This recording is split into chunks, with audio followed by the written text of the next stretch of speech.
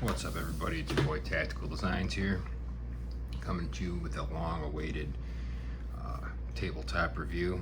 I haven't made a video in quite some time. Been busy with work and family and all that shit, but I have acquired a couple new firearms.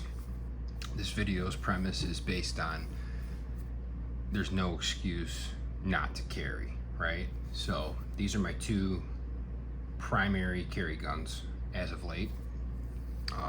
This is also my battle belt gun, my go to war gun, my EDC gun. I train with this gun like a motherfucker. I've always trained with Glocks, but this one in particular I train with a lot now, and I carry it every day. And you want to be proficient with what you're carrying, but this premise is there's no excuse not to carry a weapon, right? So if you carry a gun, and number one, I'm going to take this out of the way for a second. Number one, it's the Glock 19 with an aim-point Acro P2, and I got a TLR1 HL on there. It's just a standard Gen 5 Glock 19. This is direct cut for a Acro from Glock. It's a MOS 7 cut, they call it. So it was made for, you know, like law enforcement agencies and shit like that. Then they started selling them to the public. It came with the Acro on there. The only thing I've done to this gun, nothing internally, but the only thing I've done extra to how it came was I did put this Tango down lens protector. It doesn't have a lens on it, just it gives you a little standoff if you need to rack off a table, off a wall, the curb, someone's lip, whatever. You'll be able to do that without fucking up your glass on this Acro, because the glass is flush with the actual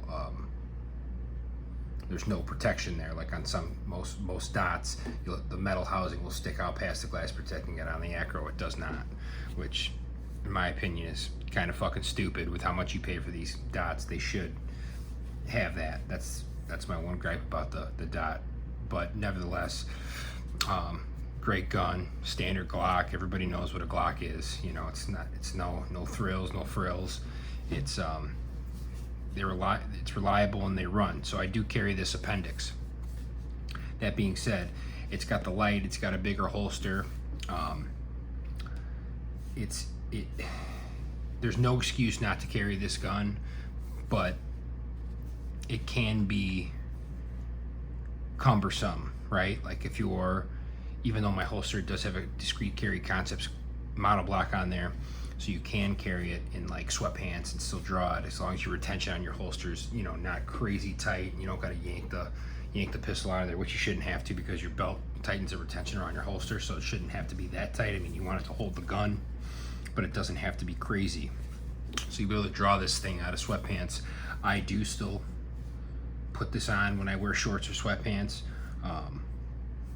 but what I'm trying to say, guys, is that if you're going to carry a gun, if you're going to be about this life and do this correctly, and you know the bad guy isn't gonna it's gonna happen when you're least expected. It's gonna happen statistically when you don't think it's gonna happen. It's gonna be when you're at the fucking gas station, or when you're out just tooling around in your car, or maybe it happens when you're cutting your grass, or maybe it happens when you got your kids at the fucking grocery store. You want to be prepared always. If you're gonna carry a gun, you want to be prepared.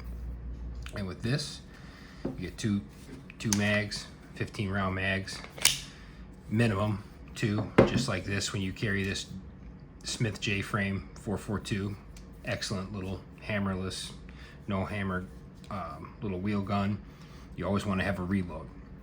Very important. So at the minimum, carry an extra mag in your pocket. But with this, you know, that's one of the reasons why Glocks 19s are so great, or any other platform of gun is good that's this size, because it's small enough to conceal, but it's big enough to fight with. You know, it's a fighting pistol. I mean, police carry these.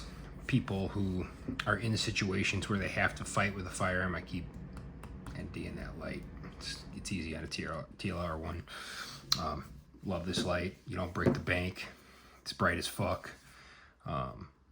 I like X300s, but I really love this, especially on this gun. It doesn't you still get a nice standoff, but it doesn't stick out as much as the X300 does.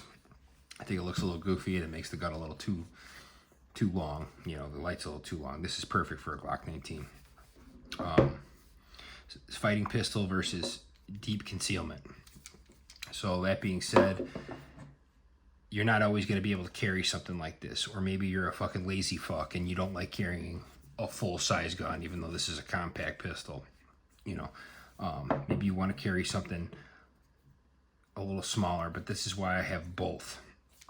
I have, now granted, this is 5 shots. The trigger pull is long and heavy. It has no hammer. It's an extremely hard firearm to shoot.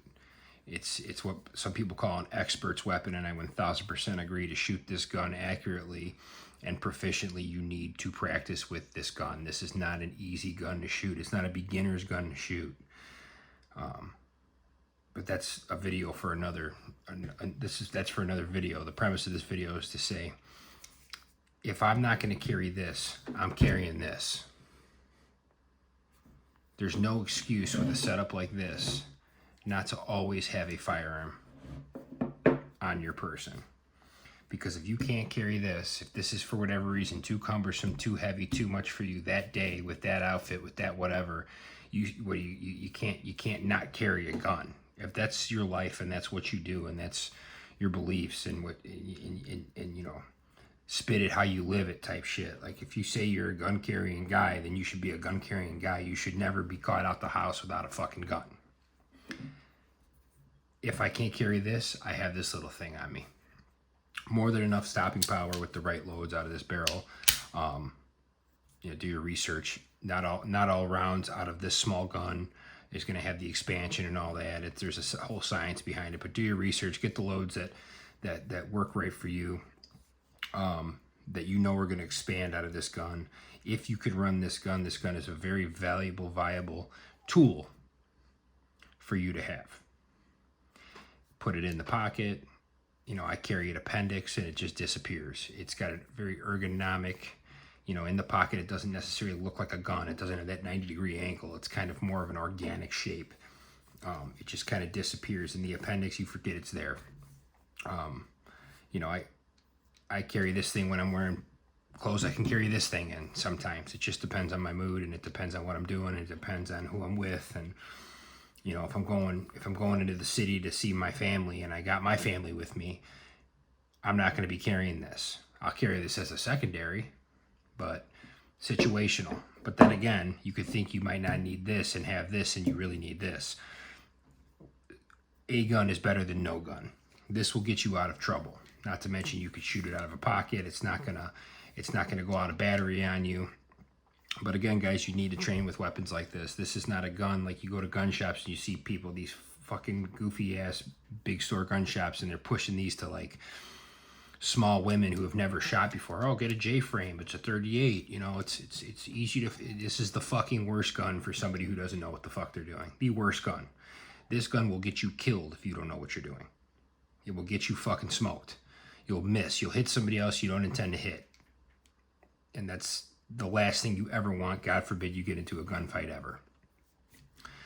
I'm going to get off my soapbox now. But with this setup, you know, you get yourself, not necessarily with these accoutrements on it, you don't even need to have a dot and a light. I mean, I believe you should always have a light no matter what. 100%, no excuse. Always have a white light on your guns. I mean, you can't have a white light on your gun on something like this, but then you need to have a good tactical flashlight and train with the light.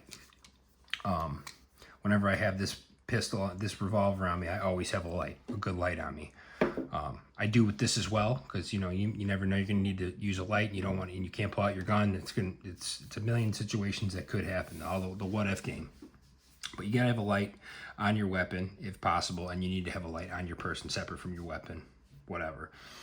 My point is that if you have a fighting size pistol that you could also conceal, and then you have this for those days when you can't carry this or whatever, then you should have no issues, and you should always be able to carry your gun. But I'm going to get off my my soapbox here and quit talking at you guys. Thanks for stopping by. Until next time, guys.